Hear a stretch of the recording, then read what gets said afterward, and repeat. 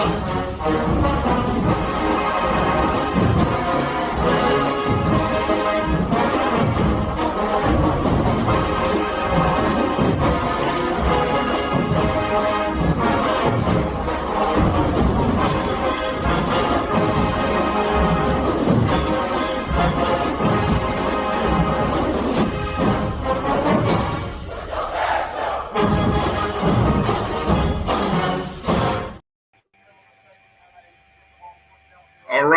right. That wasn't supposed to be like that. All right, there we go. Hey, welcome to this special halftime report.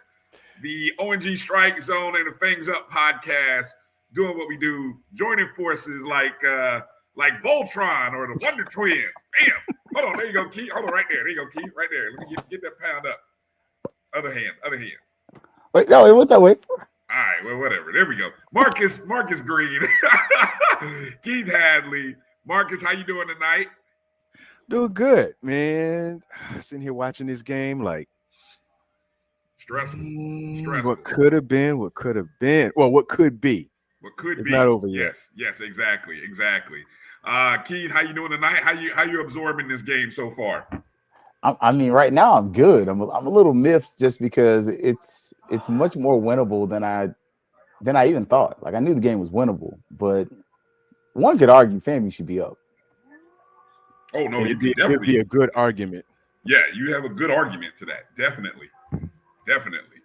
All right, so we got a interesting first half so far. Our score right now, as you can see on the stream, at the half, Troy has a 14-9 lead over us. Let's go through and let's just kind of break down some of the game statistics thus far as we have them. Total yards in the first half, FAMU 223 to Troy's 209. Passing yards, FAMU 170 to Troy's 97. Rushing yards, Troy actually has the advantage, 112 to 53. Both teams have committed 3 penalties. FAMU's totaling 20 yards, Troy's 25. First downs, both, FAMU has 9 first downs, Troy has 10. This is the interesting stat, guys, that I think is glaring here. Third down conversion. FAMU 1 of 7, Troy 3 of 7. We are 2 of 3, though, on fourth down. We ran 36 plays to Troy's 32. Time of possession, FAMU 16:06 to Troy's 13:49. Any just instant reaction there as you hear the total stats, Keith, and then we'll go to Marcus. Instant reaction. Honestly, I look at the run stats and I say what could have been, just because how many times did the running backs fall in the backfield? We saw Kelvin Dean fall a few times, but we also have seen where when Thad Franklin, if he's healthy, he can come back. That's a question you should, definitely ask. What kind of damage is he doing? Because we saw him look pretty solid, and the FAMU receivers, they look like they belong against the Troy receivers. And honestly, the best player on Troy's defense is a former Rattler, Raymond Cutts. He was a FAMU commit from Orlando Jones High School. Mm-hmm. Brian, you're on mute. Okay. Appreciate that. Yeah, as far as in terms of the stats, the stats tell the story, but don't really tell the story because we're moving the ball, but it doesn't speak to the missed opportunities. Like he said, Kelvin Dean slipped on what looked like, or the knee was down on like a third and 5 at their 6. And I don't know if the defense stopped because they thought he was down or what, but when he got back up, because it might have been one of those, like the knee was like just hovering above the ground, or he did touch, he got in the end zone. And I think on the previous play on the first field goal, yet another time, I think we had a fumbled snap somewhere in the red zone that kind of cost us some position. And also there was the third down overthrow to, I believe it was Carter Johnson, where he had broken free and would have been in the red zone as well. And we ended up punting. So the stats do tell that we're able to move the ball and like seemingly having much issue with Troy's defense, but it doesn't speak to the opportunities where that score could look a whole lot different, maybe even 10, at least 10 points left on the field. Yeah. Before we get into the drives, just going through some of the individual players and statistics. Daniel Richardson, 13 of 20, 170 yards. That's a 65% completion percentage thus far. No touchdowns, no interceptions. On the ground, we've got Franklin with Thad Franklin Jr., 9 carries, 41 yards. His long is that 18-yard run. I think that was in the first quarter, if I'm not mistaken. It was on a 4th and 3, if I'm not mistaken, right? Or something to that effect. Kelvin Dean has 6 carries, 12 yards. And that's really about it. 2 rushers. Really, that's what we've accounted for. Now, the passing game. Jamari Gassett, 6 receptions, 93 yards. His long was that 48-yarder that you saw. He's been targeted 7 times. Quan Lee, that's your guy, Keith. 3 catches, 33 yards, been targeted 3 times. Jalen Ward, 2 catches, 40 yards, 2 targets. Kelvin Dean, 2 catches, 4 yards, been targeted 3 times. Jumping over to the defensive side of the ball, I've heard one name a whole heck of a lot. That's Nayron Jenkins. Linebacker has 7 total tackles, 3 solos. He has a sack and a tackle for loss. Deco Wilson, 4 tackles, 3 of them solo. Eric Horn, 3 tackles, 3 solo. Michael Opong, 3 tackles, 2 solo, and that's pretty much no other sacks or I don't know if you guys feel if I'm missing Khalil Hunter, I think, has a quarterback hurry, but that's the only other thing significant I see. All right, let's get into talking about some of these drives, guys, because I find that like we can.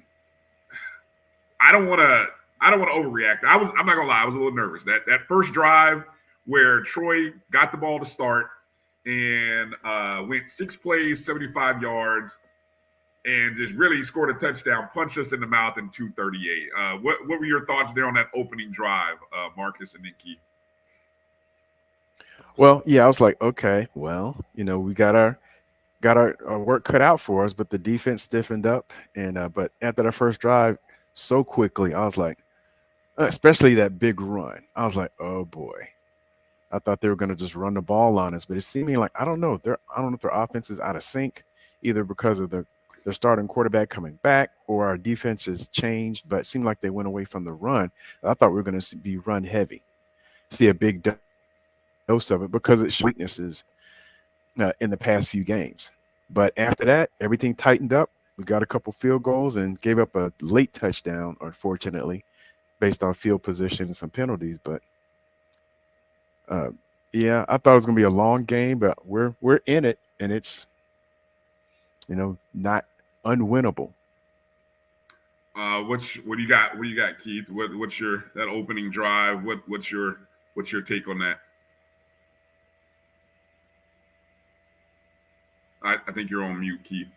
I muted myself. My bad. But I'm in agreement. Why are they not running the ball was the thing I said, because you can tell their quarterback's not the best. And I think some of this, they really felt like they had a little more advantage. I think when they watched the film and they saw our defensive line, I'm not going to say they weren't impressed, but I think they felt like they were going to be able to do a little bit more. But now you're seeing with this FAMU defensive line, we're very formidable. And you're seeing where James Ash has gotten some sacks.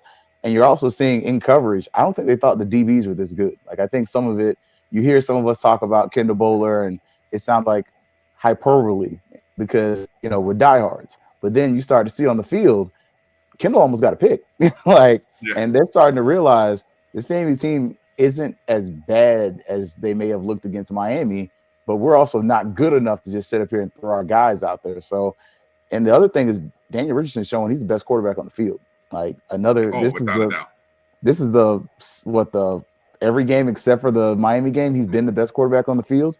So if he hits Gross and on that deep ball, if he hits Gassett on that deep ball, we're talking about a game where FAMU's up.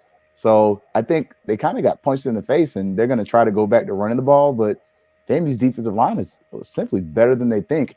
And we brought the linebackers up. Like Nayron Jenkins has a lot of tackles, but look how close to the line he is in comparison to what we saw in Norfolk State.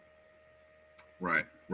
Our man on the street, on the scene, is available to join us now. So let me bring in none other than Mr. Kelvin Rozier, who is live in Troy on site.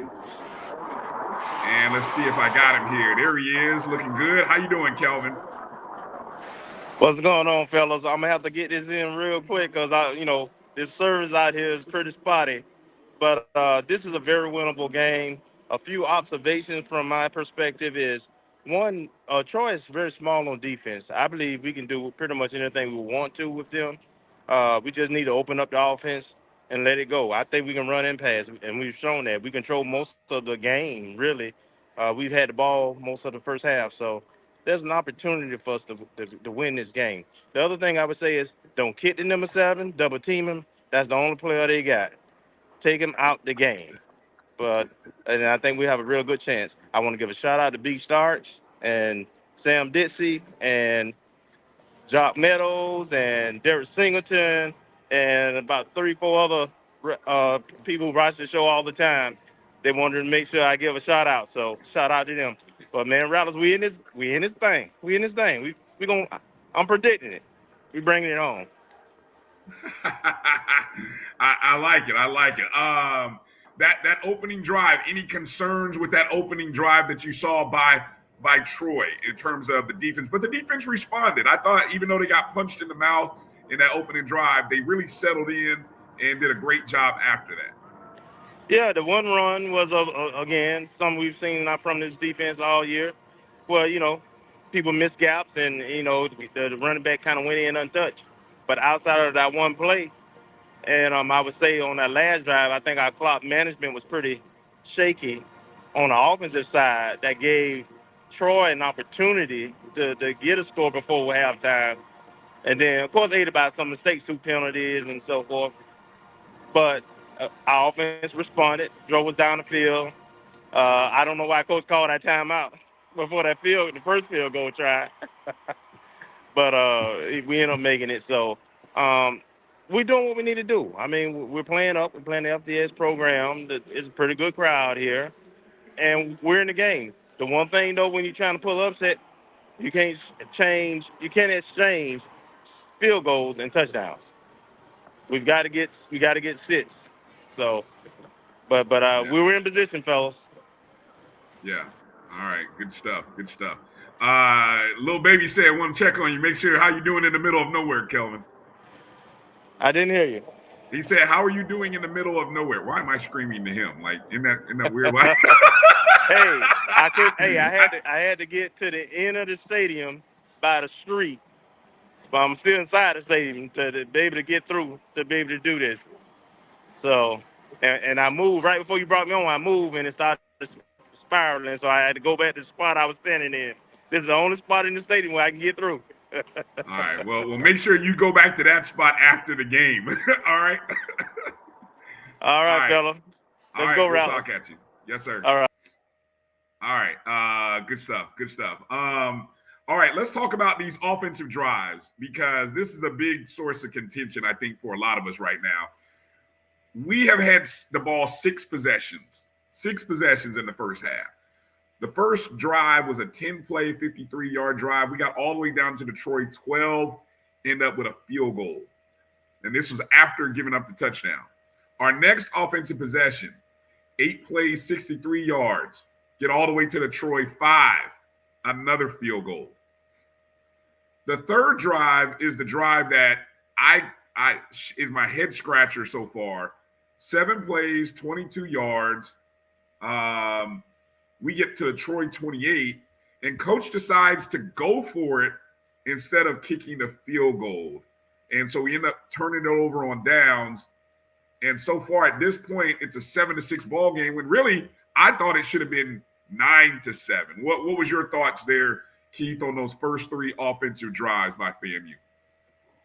I think I'm starting to question the play sheets. Like, as far as what do you do? Because most coaches have a play sheet that tells you what to do, when and where. And Kelvin kind of pointed that out.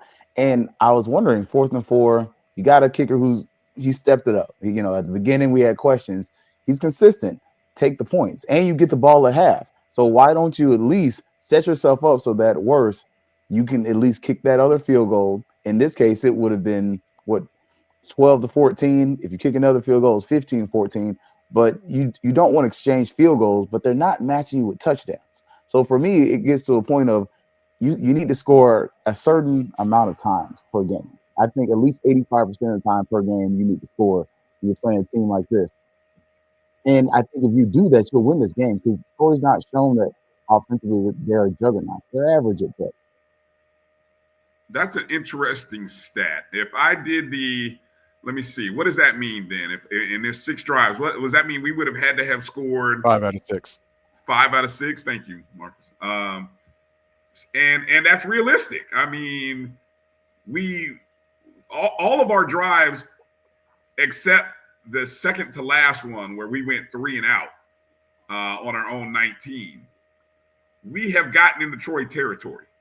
We have. We've gotten deep into. I mean, we've had 3 field goals inside of the 15.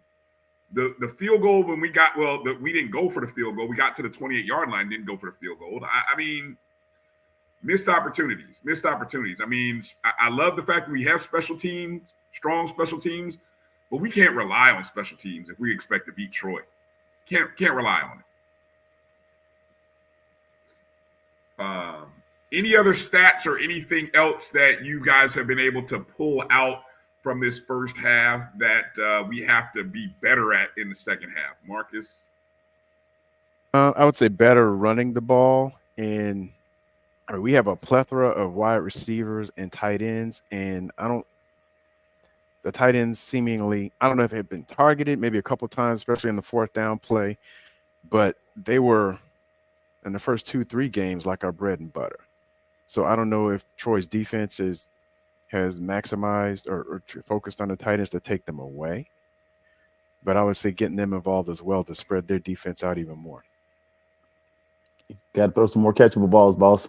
Like, we've thrown Asion Cobb quite a bit, and Asion, that's my guy. Jones High School kid, hadn't been able to really hold on to the ball. We threw a ball to him, was kind of in the ground, so thought there was gonna be a connection because him and Richardson were both at FAU together. Got to catch the ball. Tight ends we got to get the balls to the tight end, but we also got to keep that. We lead in total yards. We lead in time of possession. We have to get to the point where we're, as Marcus mentioned, we got to increase the run game so we can keep them off the field. Because if we can control the time of possession, we can win this game. Yeah, I just realized, and obviously I just read the receiving stats, but not one target, not one reception by our tight ends.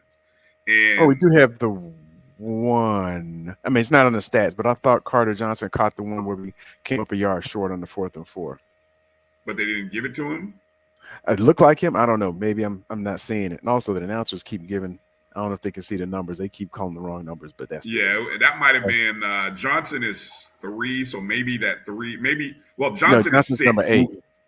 Okay, Johnson, so if that's the case, then it was actually probably Jalen Ward, number 3, and maybe he just can't see it because there's, according to the stats, I'm just looking at the stats, live stats, no tight end has caught a pass. So yeah, we missed because we missed Gross deep, one of those plays where Richardson scrambled. So and it wasn't a good pass, but he was also throwing on a run. So but it kind of is what it is. Yeah, I agree with Marvin Allen there. The run zone, the red zone offense has got to be better. I mean, right now, in terms of touchdowns, 0 for 4. 4 field goals. Am I saying that right? 3 field goals. 3 field goals. Yeah, so we're 3 for 3 in the red zone, but they're all field goals. And against FBS talent, we've never FBS talent this season, we've not scored a touchdown in the red zone, I don't believe. At all. Remember the Miami game? We got a penalty. Oh yeah, that's true. Yeah. Okay. Let's as they're getting ready to come back to the second half, let's make some predictions. I mean, give me a stat that you're looking for, or some type of player performance that you need to see happen in the second half, Keith. Again, we got to get the run game going. I know Marcus mentioned that, but then those other receivers got to step their game up. And I'll give you a bold prediction: FAMU's going to get an interception. Oh, okay. All right. What do you got, Marcus? Well, that was my bold prediction on the during the show Wednesday, and get a turnover. But I think we're going to see a heavy dose of Thad Franklin. And I know we like the rotation, but at some point we're going to have to just stick with the hot hand. And he's already shown, and it seems like almost like when they do the rotation, it takes Thad out of his rhythm, because now he's like missing a series or two. And, if we just pound him, he's the biggest back. So you can just pound, especially as Kelvin said, they're a smallish defense. If we pound him and then, bring Kelvin in late, or maybe have him flare out, the speed, get some one-on-one with the linebacker. But I think we'll see a heavy dose of the run. All right, they're getting ready to kick off. All right, getting ready to kick off live action here. Don't forget to come back after the game, as we will be back here with the post-game review and analysis of the game. Go ahead and feel free to make a donation if you want. If you can, great. Hit the Cash App. You can also, those of you on the JBN, you can leave a super chat as well. And, we'll make sure to divide that up to everybody. If y'all choose to bless us that way, we'll go ahead and take care. But you can also save your ducats for the post-game show. All right, let's get out of here. Fellas, let's go back and watch. FAMU gets the ball first here to start the second half. And let's see if we can get some points on the board, i.e. touchdowns. Oh, by the way, your boy grabbed plus 900 money line on FAMU. A little pizza money down. So I did that. I did that right after we went down 7-0. So let's go, FAMU. All right. That's going to do it. We'll see you back after the game right here for the post-game report. Brian, Keith, Marcus, we'll see you back after the game. Peace out. Enjoy the game.